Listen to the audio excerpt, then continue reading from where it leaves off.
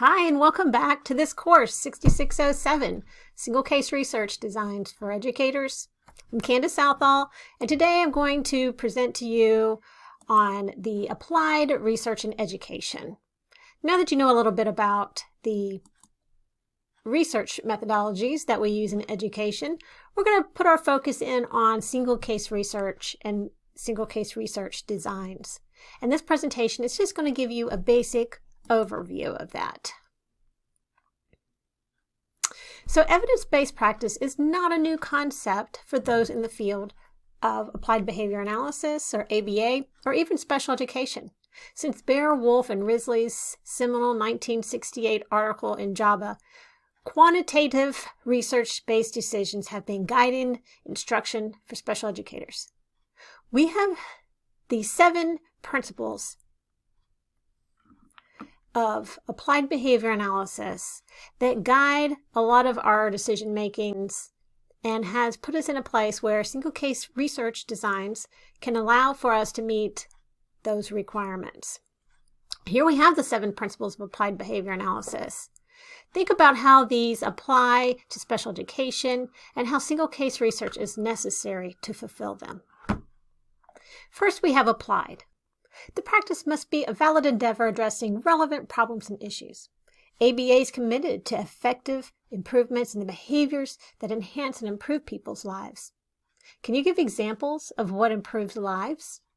Well, it's not training pigeons to peck at levers. We need that information, but applied indicates that you are teaching a student something like tying her shoe. Teaching a student to tie her shoe improves lives. Other examples include social, language, academics, daily living, self-care, vocational, recreational. These behaviors improve day-to-day life and experience of participants and students and their significant others. Behavioral. The emphasis is on what the student can do. In other words, observable behavior is reliably measured. We've talked about that a lot in your program so far, so I'm sure that is nothing new to you. We're not looking at inner states or imagining what we think the student's intentions are. We're measuring behaviors that we can see. Analytical. The behaviors present a believable demonstration of experimental control to account for behavior change. Experimental control is going to come up on every module of this course. Single case research designs demonstrate a functional relationship by controlling the occurrence and non-occurrence of a behavior. And here we have technical. The research of the practice is described well enough that we can replicate it.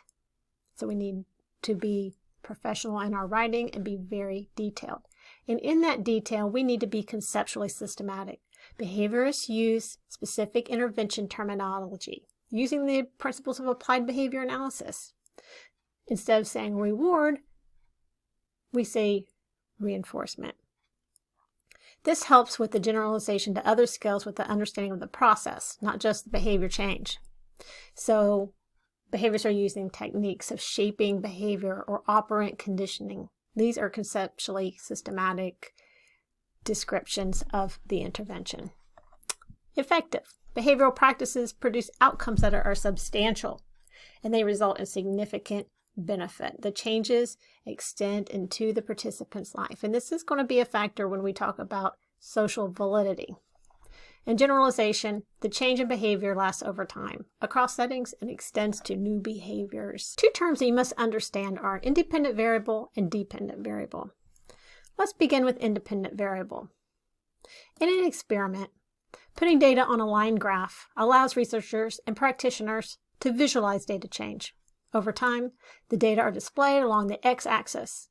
In a single case research study, we introduce one intervention at a time to see when the behavior changes.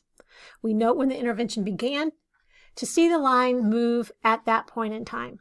We want to control that only the independent variable or the intervention changes at that point in time. Otherwise, extraneous variables might be interfering with the identification of a specific event that occurred simultaneously with the line graph change. Examples of these confounds include added reinforcement or use of extra support like a graphic organizer or a peer tutor. Dependent variable depends on the independent variable. The dependent variable is what is used to measure change. This is graphed along the y-axis of the graph. The dependent variable is closely tied to that target behavior. The data for the behavior or the dependent variable will hopefully change when the intervention or independent variable is put in place.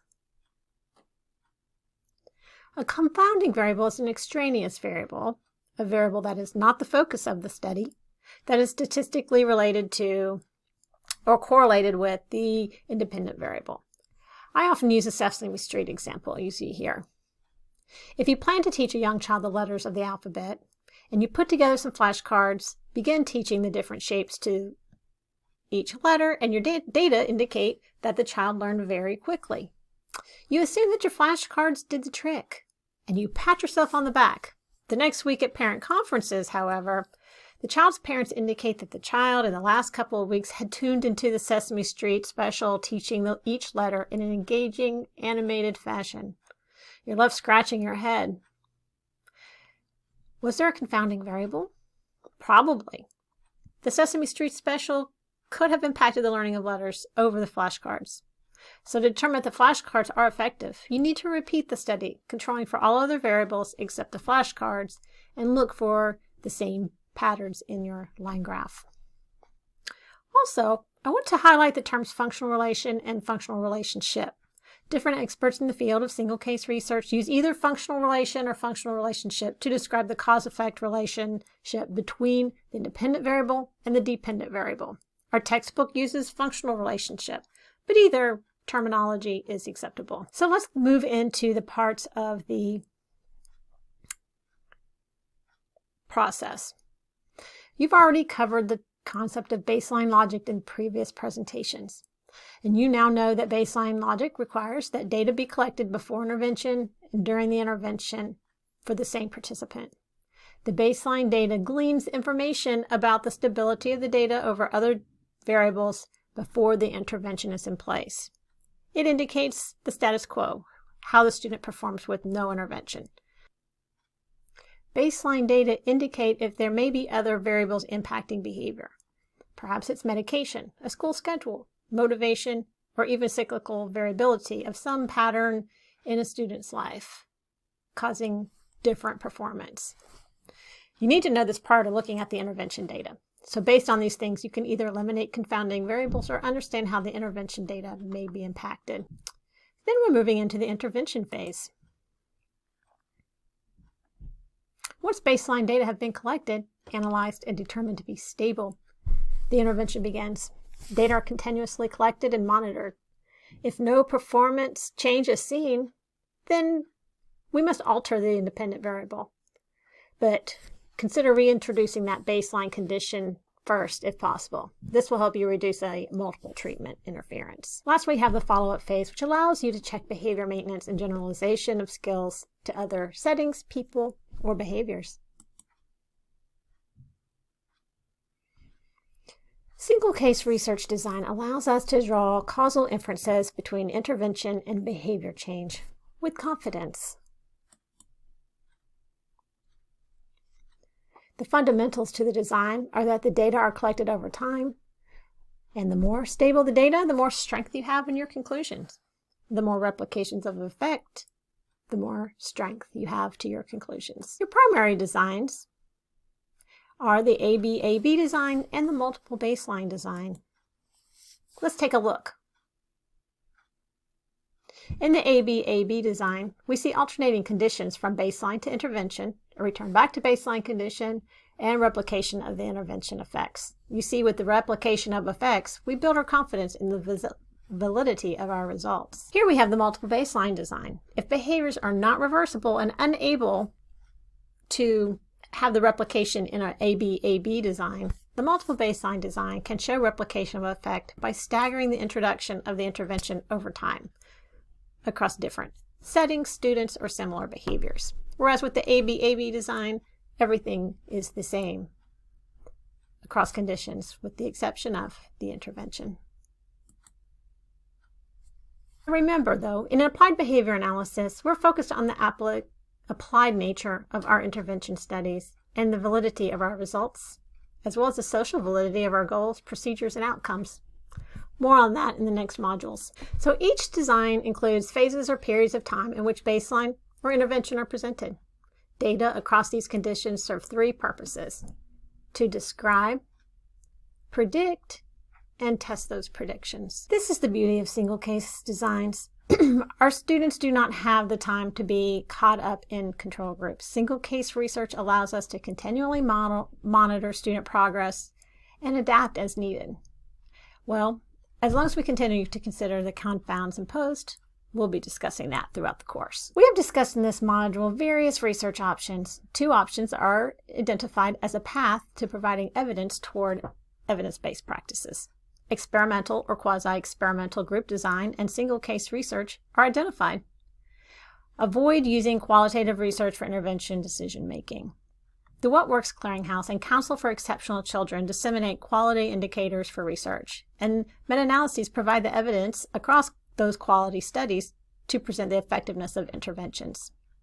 This information is disseminated through refereed or peer-reviewed professional journals, professional conferences such as the CEC Annual Conference and Expo, and the What Works Clearinghouse. In this module, I have posted the CEC Code of Ethics and the APA Principles for Conducting Research in Human Participants.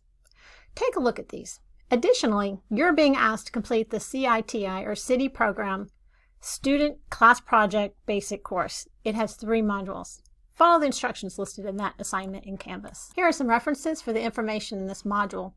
I look forward to watching you build your knowledge and understanding of the exciting content from this class in this semester. Thanks for watching.